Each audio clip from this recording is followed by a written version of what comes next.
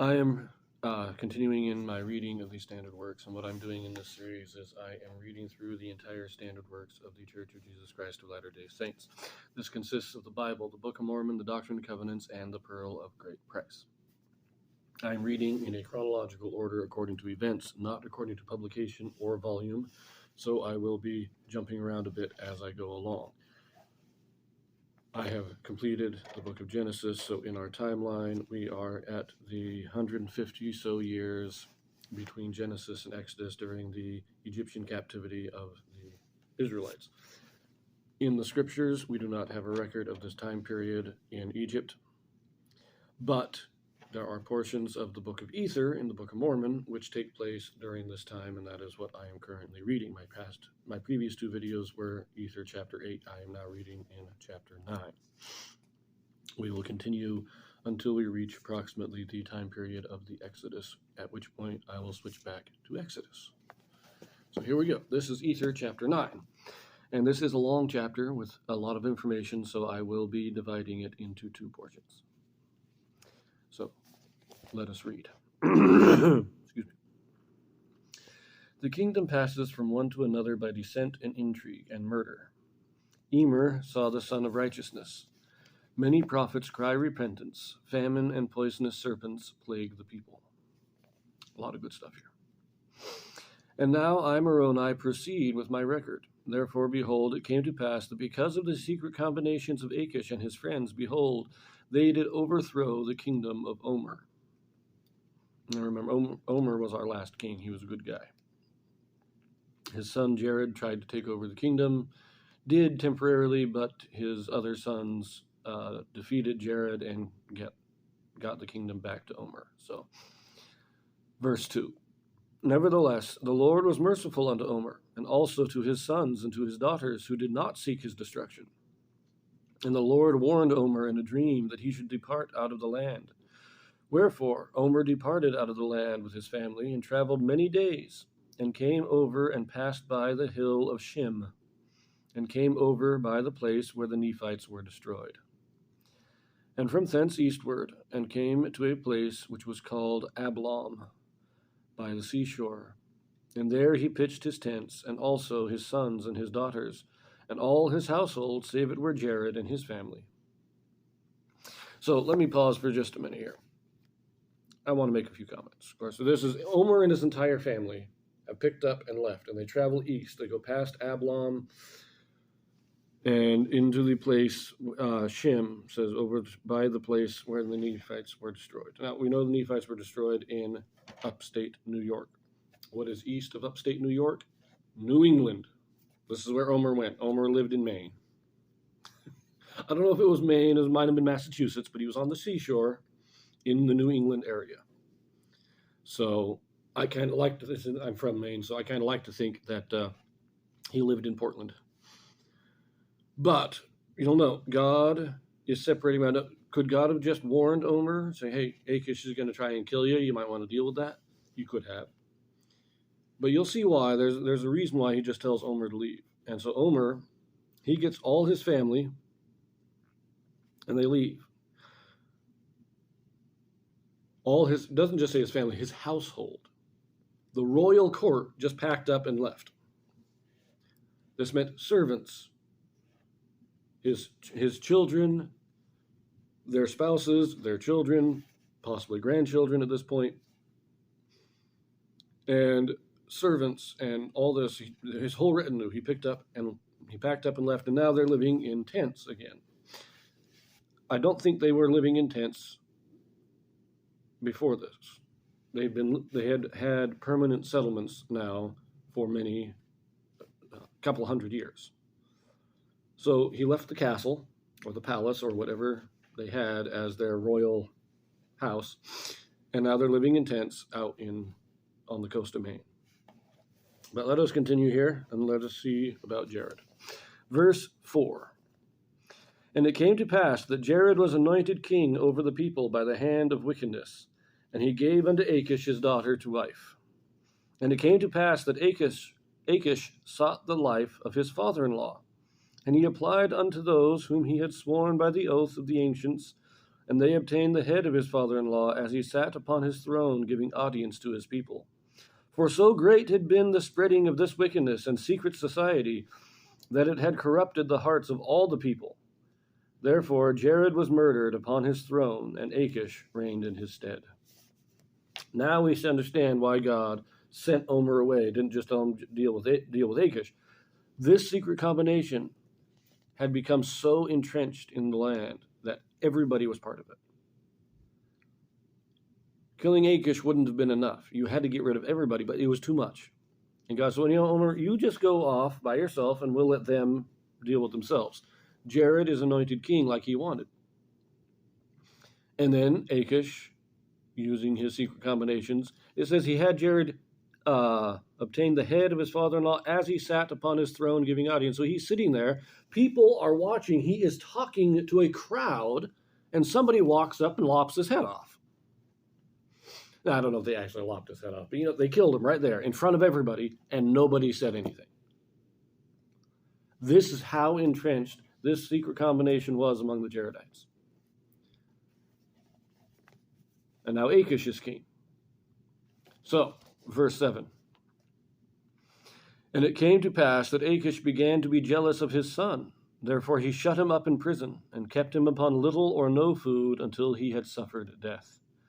And now the brother of him that suffered death, and his name was Nimrah, was angry with his father, because of that which his father had done unto his brother. And it came to pass that Nimrah gathered together a small number of men, and fled out of the land, and came over and dwelt with Omer. Now this is an interesting point here too. Akish, which is fairly common among people of this kind of wickedness here, Akish murders his father-in-law, but then he gets suspicious of his son. And we're not told who the name of the son, but he gets suspicious and jealous of one of his sons. Apparently his son was very popular and was, rising in the ranks of the secret combination, probably. And Akish began to fear that he would kill him, Akish had tried to kill Omer. He did kill his father-in-law. Now he is worried that somebody's going to try and kill him, and his number one suspect is his son. So he throws his son in prison and starves him to death, literally. His other son, Nimrah, is upset at this.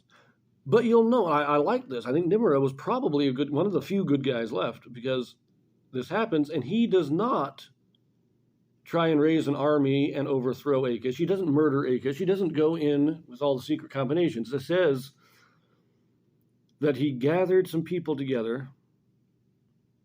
In other words, he got the people that were still good, the people that still wanted to be a good people. And he said, look, my father's king now. He murdered my brother. This is not a good society to be in.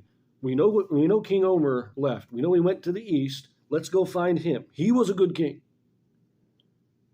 And that's what Nimrah does. He doesn't take part in these secret combinations. He simply gets out. Now, God warned Omer to get out before any of this started. But Nimrah, seeing the wickedness, chooses to get out and join the old king. I like that. Now, let us continue here. Verse 10. And it came to pass that Akish begat other sons, and they won the hearts of the people, notwithstanding they had sworn unto him to do all manner of iniquity according to that which he desired. Now the people of Akish were desirous for gain, even as Akish was desirous. Now the people of Akish were desirous for gain, even as Akish was desirous for power. Wherefore the sons of Akish did offer them money, by which means they drew away the more part of the people after them.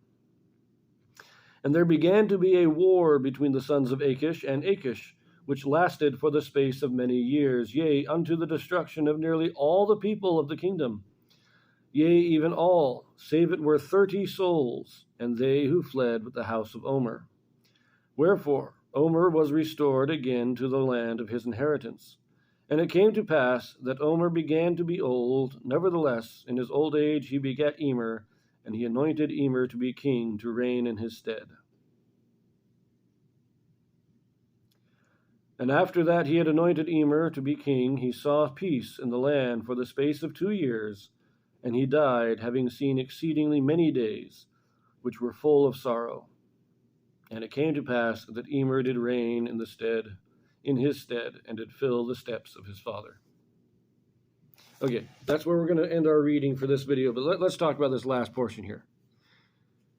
Akish murders his one son, so Nimrah takes what good people are left and flees and joins Omer. And then the rest of Akish's sons, they go out and they bribe all the military to join them, and they go and start a war with Akish. And this war becomes so violent, so deadly, that only 30 people survive. Now, Omer, when he went off, he took a lot of people with him. I don't think Omer was just, maybe 20 people. I think Omer probably left with a couple hundred people. And this is several years later now. We're talking, this is probably 50 years later. And so he left with 200 people, and after 50 years, they've multiplied. So you're talking a couple hundred people. Nimrah went with his small band, which was probably, again, another 50 people or so. And then we have the 30 people that are left from the war. After all the fighting, after everything's destroyed, except 30 people. And then you have a few hundred with Omer. So at this time, because of the evil of Akish, the Jaredites are almost completely wiped out. There's something that doesn't quite make sense with that. And I think that it's not that the entire population was wiped out. Although, I don't know. It seems a little odd because of what comes later. That they're basically reduced to a small town. And then it says that he was restored again, he became king. So maybe it was. Or maybe it's just talking about that city was reduced to 30 people. That the main central location, the land of Moron, which is what they talk about when they say the land of his inheritance.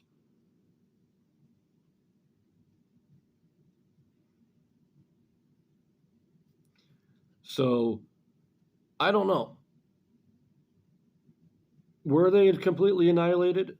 That's what the scriptures say. And in general, I like to just say the scriptures tell us what happened.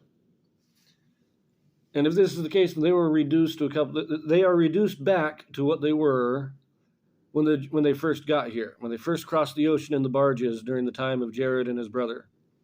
They are now back to the starting point. As I say, what comes later makes this a little tentative because there are some details that appear to show a much greater number of people very quickly. So it could just be that the capital was reduced to 30 people, that this war, all those who were fighting in this war were reduced to 30 people. But it does say all the people of the kingdom, not just of the one city, yea, even all save it were 30 souls. So we'll see. We'll see as we continue on. There is so little detail in the book of Ether that sometimes it's baffling as to exactly what's going on. And I could just be, I think I'm just rambling right now, so I think I'm going to shut up on that point. Lastly, Omer, he was put in captivity by his son Jared, rescued by his other sons. Then he had to flee in order to save himself from Akish. Finally, he comes back when the wars totally decimate the people, and he is made king once again in the land of his inheritance, and he lives 2 more years. We're not given his full age, just that the last 2 years were peaceful. Probably he was in peace when he was out east, but he had the sorrow of being driven out of his own land. So Omer was a great king, but he had troubles. And I'm going to leave it there.